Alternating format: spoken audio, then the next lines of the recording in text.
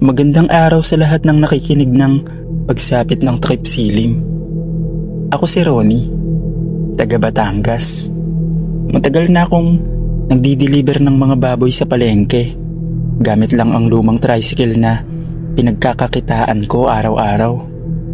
Sanay na ako sa ganitong trabaho. Gising ng alas 3 ng madaling araw, hakot ng kargang baboy, at biyahe bago sumikat ang araw. Pero may isang delivery na hindi ko makakalimutan. Sabado ng madaling araw yon. Tinawagan ako ni Mang Rudy, isang suki kong taga-hasyenda sa kabilang baryo. Sabi niya, kailangan daw niyang magpa-deliver ng isang baboy na papatayin kinabukasan para sa malaking handaan. Medyo nagduda ako kasi alas 3 na ng umaga. Pero sabi niya, kailangan daw talagang ngayong gabi dahil aalis daw sila bukas ng umaga. Pagdating ko sa lugar, napansin kong tahimik ang paligid.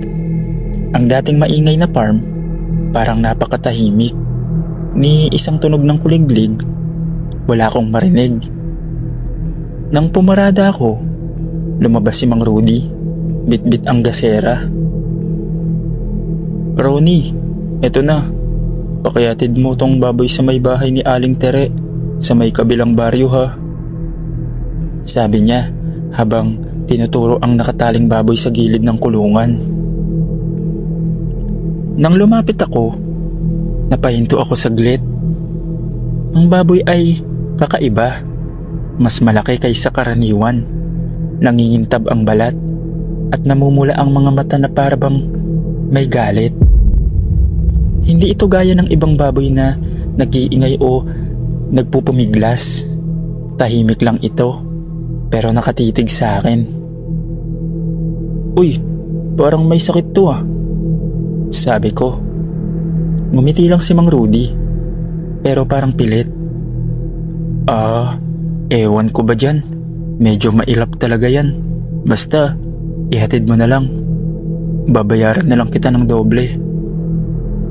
Hindi na ako nagtanong. Binuhat ko ang baboy. Mabigat at malamig ang balat. Parang hindi normal. Nang itali ko sa likod ng tricycle, naramdaman kong parang tinititigan ako ng matalim kahit nakatalikod na ako. Habang bumabiyahe ako sa madilim na daan, narinig kong humihinga ng malalim ang baboy. Minsan parang humahabol sa hinga ko. Minsan naman, parang humihinga sa tenga ko mismo. Pinilit kong huwag pansinin, pero nang mapalingon ako sa may salamin ng tricycle, nakita kong nakatingin sa akin ang baboy. Namumula ang mata at parang nakangisi. Napapreno ako. "Buwisit na hayop to," sabi ko, sabay palo gamit ang pamalo sa likod.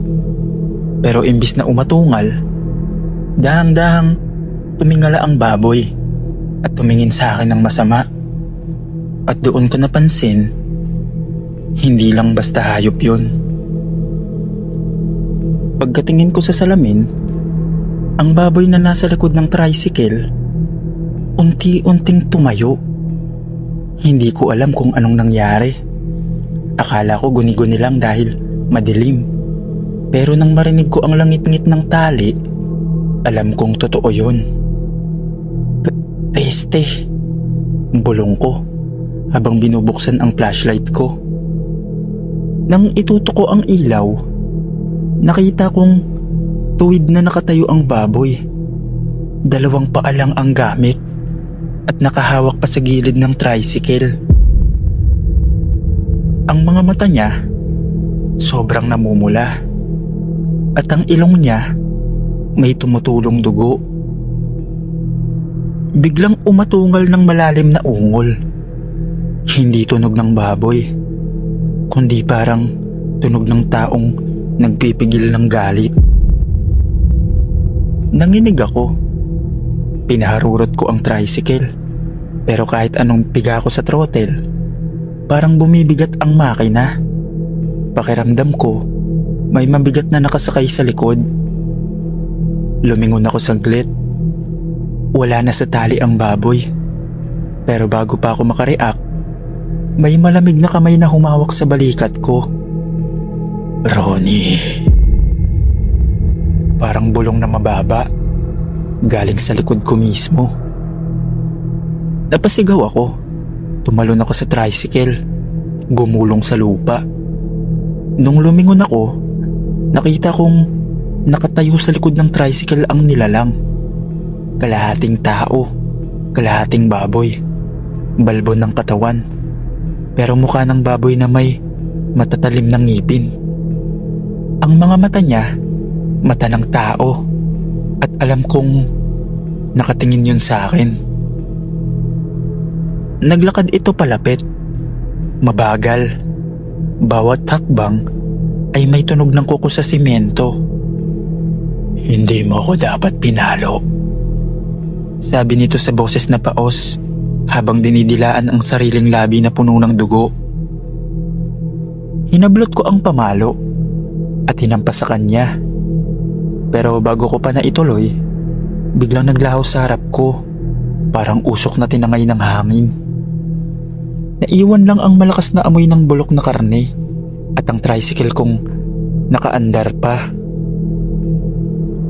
Nang sumikat na ang araw, dinala ko pa rin ang tricycle pabalik kay Mang Rudy. Nanginginig at pawis na pawis. Pagdating ko, sarado na ang farm. Wala na ni isang tao. May isang matandang babae ang lumapit at nagsabing, "Bakit nandito ka?" Hinahanap ko lang po si Mang Rudy."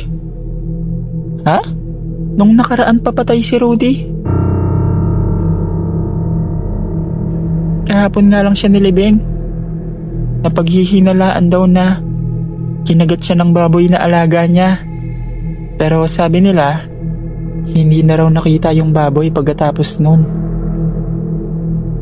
Hindi ko alam kung papaniwalaan ko ba ang sinabi ng matanda.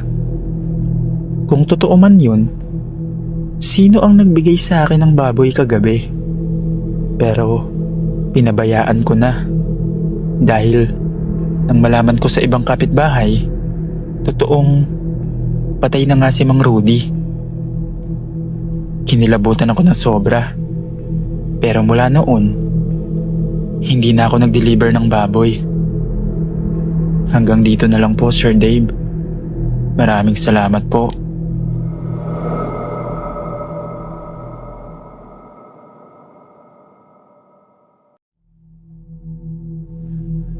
Ako si Arnel, isang butcher sa palengke ng San Rafael. Mahigit 10 taon na akong nagkakatay ng baboy, manok, baka. Lahat na yata ng klase ng karne, nakatay ko na. Sanay na ako sa sigaw ng hayop habang kinakatay ito. Sa akin, normal na lang yun. Pero isang umaga, may dumating na baboy na hanggang ngayon, hindi ko pa rin makakalimutan. Bandang 5:00 ng umaga. Maaga pa, pero puno na ng ingay ang palengke. May nag-aayos ng karne, may naguhugas ng dugo sa sahig, may mga nagtitinda ng kape sa gilid. Habang nag-aayos ako ng mga gamit, lumapit si Mang Celso, suki naming supplier ng baboy. "Arnel, ito yung espesyal na baboy. Ingatan nyo to ah. Huwag nyong sasaktan hanggat hindi pa oras." Sabi niya na medyo seryoso ang muka. "Espesyal? Ano to? Baboy na imported?" Biro ko pa. Ngumiti lang si Mang Celso. "Basta, huwag mong titingnan ng matagal. Madaling magalit yan." Napakunot noo ako, pero hindi ko na pinansin. Nang i-unload na nila ang baboy sa truck, napansin kong kakaiba ito.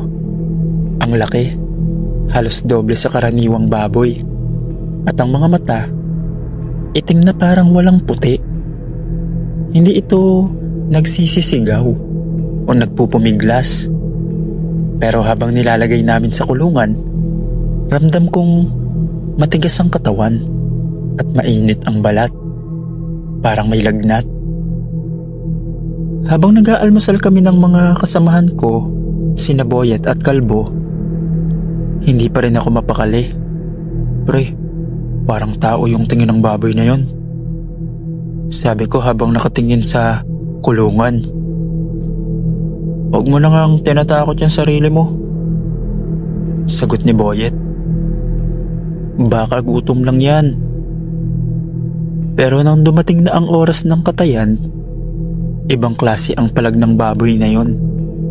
Kahit 5 kaming lalaki na may tali, hindi namin mapahiga. Ang lakas niya, parang may taglay na galit. Habang pumapalag, naririnig naming parang may mahinang ungol na hindi baboy. Parang boses ng tao na umiiyak. At nang sandaling mapatigil ako sa mga mata niya, para bang may narinig akong boses sa isip ko na bumulong. Huwag niyo akong patayin. Napatigil ako sa paghawak ng tali. Hindi ko alam kung imahinasyon lang yun o totoo. Pero bago pa ako makapagsalita, naputol ang tali at doon nagsimula ang totoong kababalaghan. Pagkaputol ng tali, nagsigawan kaming lahat. Tumilapon si Boyet sa gilid ng mesa, habang si Kalbo halos matumba sa kaba. Ang baboy, o kung baboy pa talaga yun, tumayo at tumakbo palabas ng kulungan. Puta, hawakan nyo! Sabi ni Mang Celso, pero wala nang may lakas ng loob. Bago pa namin maharang, tumalon yung hayop sa lamesang pinagtatabasan namin. Tumama ang mga paa sa bakal at doon ko nakita ang nakakakilabot na pagbabago. Unti-unting nagbago ang balat ng baboy. Yung kulay rosas, naging kulay laman ng tao.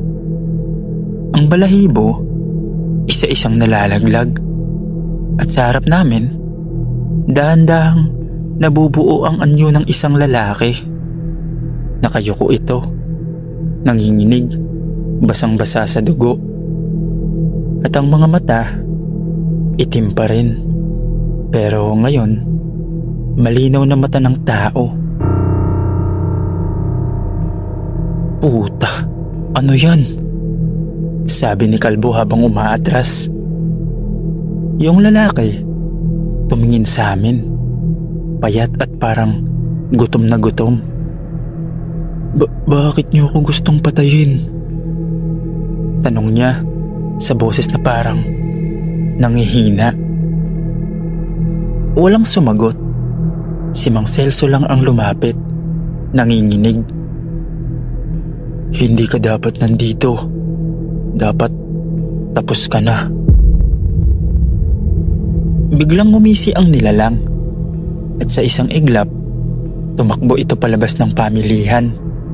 Sobrang bilis. May naiwan lang itong bakas ng dugo at amoy ng bulok na karne. Tumakbo kami palabas, pero pagdating namin sa labasan ng palengke, wala na siya. Ang mga pulis na dumating kinabukasan, hindi makapaniwala sa kwento namin. Ayon kay Mang Celso, matagal na raw patay ang lalaking yun. Isang taga-baryo na nawalan ng baboyan. 5 taon na ang nakalipas. Sabi ng mga matatanda, sinumpa raw ito dahil mahilig pumatay ng baboy. Kaya ipinaglihi sa kanya ang espiritu ng mga hayop na pinapatay niya. Pagkatapos nun, medyo kinabahan na ako magkatay ng baboy. Pero lumipas ang ilang mga araw at linggo, hindi ko na ulit naranasan yun. Sa ngayon, butcher pa rin naman ako, Sir Dave. Hanggang dito na lang po. Salamat at sana mapili ang kwento ko.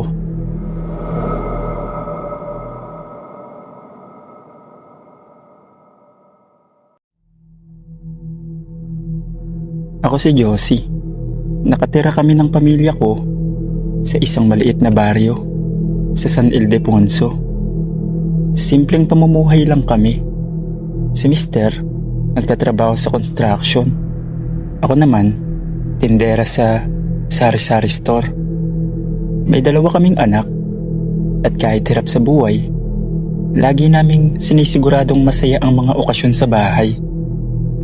Noong kaarawan ng panganay kong si Ryan, dumating ang kapatid ni Mister na si Kuya Wesley.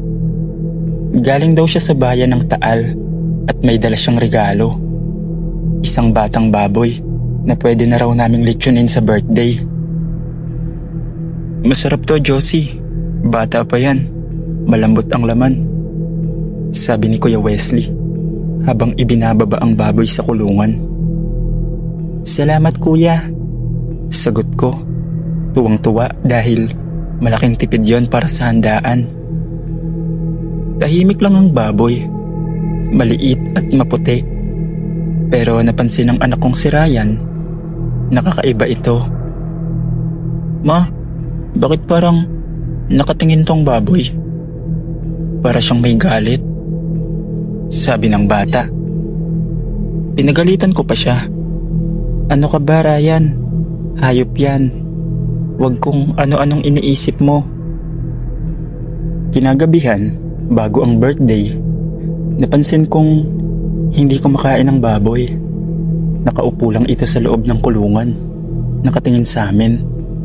Kapag lalapitan mo, umiingit ng mahina. Hindi kagaya ng ibang baboy na maingay, parang may gustong sabihin. Kinabukasan, araw ng handaan. Sinimulan na ni Mister at ng mga kumpare niya ang pagpatay. Pero pagdating nila sa kulungan, wala na ang baboy. Bukas ang pinto at may bakas ng putik na parang paa ng tao na paalis sa bakuran. "Baka nakatakas lang," sabi ni Mister, halatang iritado. Hinanap nila sa paligid, sa likod ng bahay, sa palayan, pero wala. Hanggang gabi, hindi na namin nakikita. Akala namin tapos na ang lahat. Pero pagkatapos nun, nagsimula ang mga kakaibang pangyayari. Tuwing 11:00 ng gabi, may maririnig kaming kaluskos sa likod ng bahay. May nakakalat na mga dugo, tapos may humahaplos sa mga pader. Minsan, may naglalakad sa bubong, mabagal, at humihinga ng malalim. Isang gabi, habang natutulog kami, umiyak si Ryan. Pagpasok ko sa kwarto niya, nakita kong nakabukas ang bintana at may marka ng kuko sa dingding na parang pinilit buksan mula sa labas. "Ma, may baboy sa labas. Nakatayo. Nakatingin sa akin," nanginginig niyang sabi. Pagdungaw ko sa bintana, may itim na anino sa ilalim ng puno ng mangga. Mataba, pero matangkad. At sa sandaling tamaan ito ng liwanag, mata ng baboy ang nakita ko. Pero katawan ng tao. Sumigaw ako. Tumakbo si Mister. Pero paglabas niya, wala na. Kinabukasan, pumunta kami sa albularyo. Si Mang Enzo, kilalang manggagamot sa kabilang baryo. Paglapit pa lang namin, may sinabi na agad siya. "Hindi yan karaniwang hayop. Nilalang yan ng gabi. Ang ibinigay sa inyo ay aswang na nag-aanyong baboy. Pinagkaloob yan sa inyo para pumasok sa bahay nyo." Pinabalik niya kami sa bahay at pinahira ng langis ang bawat sulok. Nagdasal siya ng orasyon habang sinusunog ang dahon ng kamangyan.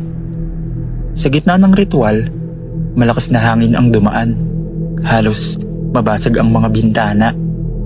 Mula sa labas, may maririnig na malalim na iyak ng baboy, pero halatang boses ng tao. Pagkatapos ng ilang minuto, biglang tumigil ang hangin. Sabi namang Enzo, "Umalis na. Pero huwag kayong kukuha ng kung ano-anong mga regalo sa gabi. Lalo na kung may kasamang hayop. Mula nun, hindi na namin nakita o narinig ang nilalang na yon. Nang tawagan namin ang kapatid ni Mister, ang sabi niya, binenta lang daw sa kanya yung baboy at hindi niya alam na ibang nilalang pala yon. Hanggang dito na lang po ang aking kwento. Salamat po.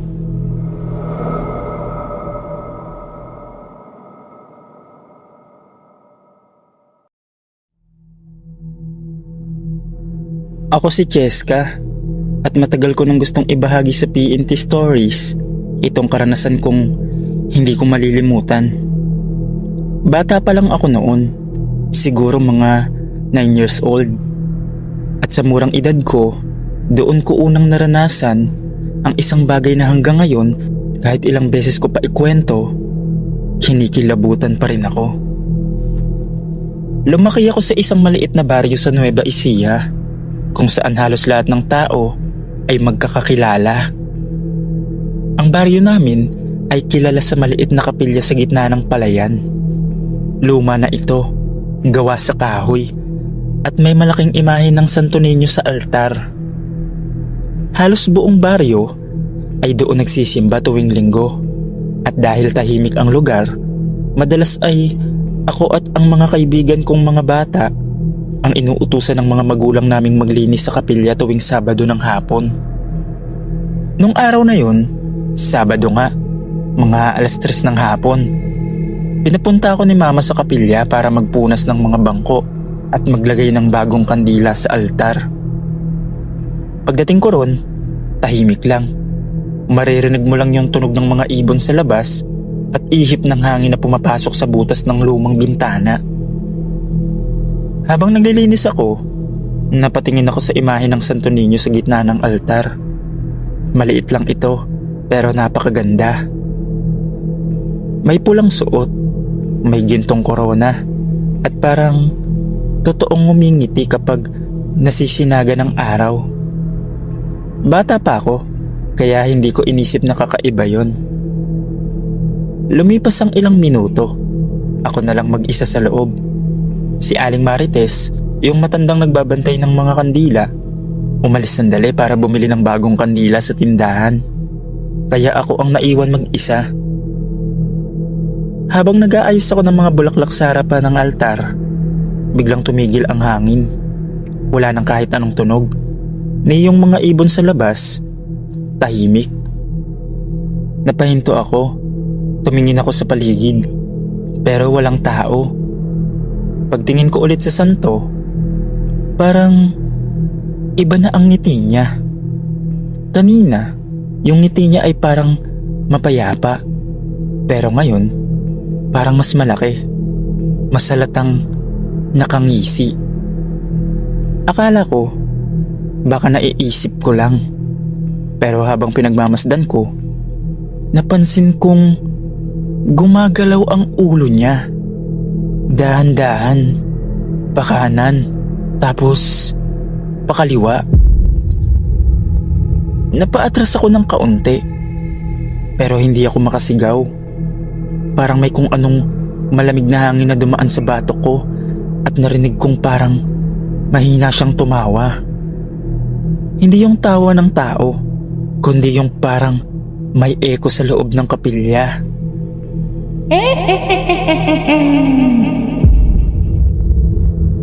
Mahina lang, pero sapat para tumayo ang mga balahibo ko. Gusto kong tumakbo palabas, pero parang may humahawak sa mga paa ko. Hindi ako makagalaw. Nakatingin lang ako sa santo, at habang nakatitig ako, parang lalo siyang ngumisi. Tapos narinig ko ang mahinang boses ng bata. Magdasal ka, kasama ko. Doon ako napasigaw. Aling Marites! Aling Marites! Mama! Nang tumakbo ako palabas, nakita ko si Aling Marites. Kararating lang. May dalang mga kandila. Paglapit niya sa akin, Nanginginig ako at halos hindi makapagsalita. Tinanong niya kung bakit ako sumisigaw. Itinuro ko lang yung santo. Pero nang sabay kaming pumasok, maayos na uli ang lahat. Tapos tahimik at hindi gumagalaw. At normal lang ang ngiti sa mukha ng Santo Niño. Sabi ni Aling Marites, "Anak, baka pagod ka lang. Hindi gumagalaw yun."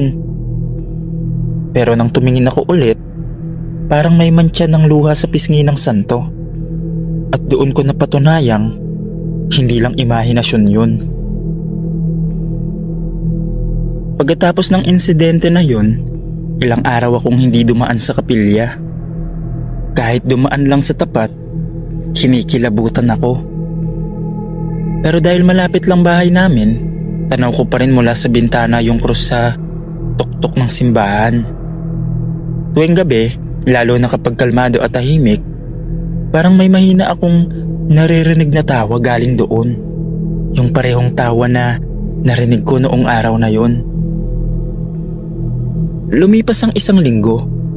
Pinilit ako ni Mama na sumama ulit sa kanya sa misa. Ayaw ko sana, pero sabi niya, "Huwag kang matakot anak, bahay yan ng Diyos." Kaya sumama ako, kahit nanginginig pa rin ang tuhod ko. Habang nagmimisa, pinilit kong huwag tumingin sa altar. Pero habang umaawit ang mga tao, napansin kong tumatahimik bigla ang paligid tuwing natatapat ako ng tingin sa Santo Niño. Parang biglang bumabagal ang oras. Lahat ng tao, normal lang. Pero ako, parang ibang presensya ang nararamdaman ko. Nang maglabas ng insenso si Father, may amoy na kakaiba akong nalanghap. Hindi yung karaniwang amoy ng usok ng simbahan. Amoy sunog na kahoy at lumang tela. Napalingon ako sa santo at doon ko nakita may kumikislap sa mga mata nito. Parang buhay, parang may apoy sa loob. Tapos dahan-dahang umikot ang ulo ng Santo Niño. Konting galaw lang, pero malinaw kong nakita. Napasingap ako at napatayo. Ma, gumagalaw." Lahat napalingon, pero nung tumingin silang lahat, wala silang nakita. Tahimik lang nakatayo ang imahe, parang walang nangyari. Tumingin sa akin si Father at sabi niya, "Anak, baka napagod ka lang." Pero alam ko kung ano ang nakita ko. Pagkatapos ng misa, habang palabas ang mga tao, napansin kong may basa sa gilid ng altar. Lumapit ako at nakita kong sa likod ng santo may maliit na kahoy na tila nakasiksik. Tinawag ko si Aling Marites, pero bago pa siya makalapit, biglang bumagsak ang kandila sa harap ng santo. Sabay sigaw ng mga tao. Ang apoy kumalat sa tapis ng imahin. Pero hindi ito natupok. Sa halip, tumawa ang santo. Oo, tumawa. Malinaw. Bata ang boses pero masama. Puno ng panunuya. "Hindi niyo ako iiwan." Narinig ko mismo mula sa altar. At kahit si Aling Marites, napasigaw. Nagkagulo ang mga tao. Tumakbo kami palabas, habang si Father ay nagdadasal sa loob. Pagkatapos ng ilang minuto, biglang bumalik ang katahimikan. Kinabukasan, ipinasara muna ang kapilya. Sabi ni Father, may kakaibang bagay silang nakita sa likod ng altar. Ayon sa kanya, may lumang larawan ng bata roon, nakabalot sa itim na tela. Parang may kasamang sinaunang orasyon. Hindi nila alam kung sino ang naglagay, pero sabi ng ibang matatanda, dati raw, may batang namatay malapit sa kapilya noong panahon ng giyera at ginamit daw ang lumang imahe ng Santo Niño para pahingahan ng kaluluwa ng bata. Hindi ko alam kung totoo ba yung sinasabi ng matandang yon. Pero matapos yun, hindi na ako bumalik sa kapilyang yun. Nagsisimba pa rin naman ako, pero sa ibang kapilya na. Hanggang dito na lang po, Sir Dave. Maraming salamat po.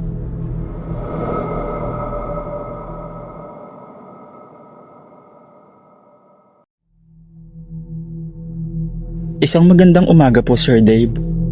Ako po si Ramon, taga Cebu, at gusto ko lang ibahagi ang karanasang hindi ko talaga malilimutan. Hanggang ngayon, tuwing naiisip ko to, parang bumabalik lahat ng takot na nararamdaman ko noong gabing yun. Taong 2019, nagbakasyon ako sa bayan ng lola ko sa Bohol.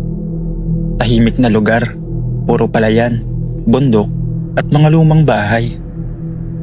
3 taon na akong hindi nakakauwi, kaya noong una, ang saya ko talaga.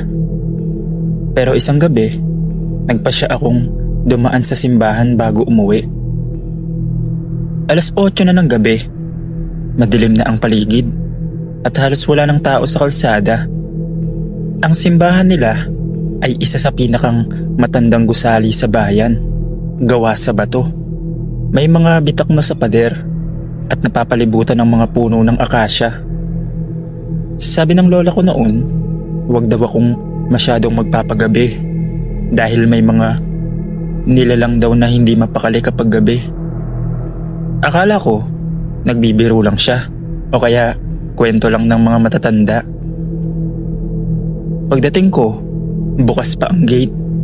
Wala nang tao sa loob. Pero may ilang kandilang nakasindi sa harapan ng altar. Tahimik lang. Yung uri ng katahimikan na halos marinig mo yung tibok ng puso mo. Lumuhod ako sa gitna at nagdasal. Ang totoo, gusto ko lang magpasalamat sa trabaho, sa kalusugan, sa buhay. Pero habang nagdarasal ako, bigla kong naramdaman na parang may nakatingin sa akin. Alam mo yung pakiramdam na parang may nakatayo sa likod mo? Yung ganun? Hindi ko muna pinansin. Pero nang tumingala ako, napansin kong parang may kumislap na ilaw sa altar kahit wala namang bumbilya doon. Parang may mahinang pulang liwanag na kumikintab sa likod ng imahen ni Kristo. Inakala kong guni-guni lang. Pero nang lumapit ako ng kaunti, doon ko nakita. Sa likod ng krus, may aninong nakayuko. Mahaba, payat, parang tao. Pero masyadong maitim para maging anino. Tinitignan ko at napansin kong gumagalaw ang balikat nito. Parang humihinga. Napaatras ako ng dahan-dahan. May tao ba dyan? Tanong ko. Pero walang tugon. Tapos biglang umihip ang hangin sa loob ng simbahan. Sabay namatay ang mga kandila. Lumingon ako sa paligid. Ang dilim. Nang bumalik ang mahinang ilaw mula sa altar, nakatayo na ito sa gitna. Isang nilalang, matangkad, payat, maitim ang balat na parang sinunog. At pulang-pula ang mga mata. May mahaba itong ngiti at ang ngipin niya matutulis. Napaluhod ako sa takot. Hindi ako makagalaw. Naririnig ko siyang tumatawa ng malalim. Parang maraming boses na sabay-sabay. Hindi ka taga rito. Bakit ka nagdasal? Sabi niya sa isang boses na parang galing sa ilalim ng lupa. Hindi ako makasagot. Sinubukan kong mag-sign of the cross. Pero bago ko matapos, lumapit siya. Narinig ko ang tunog ng mga kuko niya na parang kinakamot sa sahig. Diyos, nasan siya ngayon? Sabay hagik-gik, malakas at umaalingaw-ngaw sa buong simbahan. Tinakbo ko ang pinto, pero parang lumalayo ang labasan. Para akong umiikot sa loob kahit diretso yung daan. Hanggang sa may naramdaman akong mainit na hangin sa batok ko at may mahinang bulong. Akin ka na sana. Kung hindi mo lang dala ang kanyang pangalan. Paglingon ko, wala na siya. Tahimik. Bumalik sa normal ang ilaw. Bumukas ang pinto ng kusa at doon ako nakatakbo palabas. Nang makarating ako sa bahay ni Lola, namumutla raw ako. Sinabihan niya akong huwag nang babalik doon ng gabi. Dati raw, may pari na nagdadasal ng exorcism sa loob ng simbahan.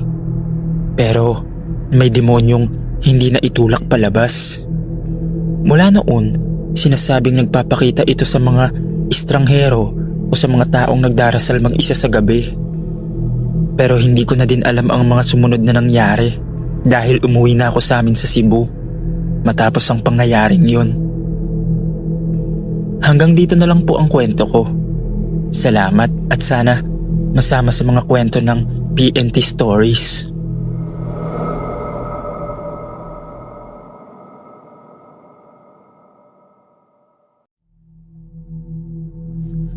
Magandang gabi po sa lahat ng nakikinig ng pagsapit ng takip silim, pati kay Sir Dave.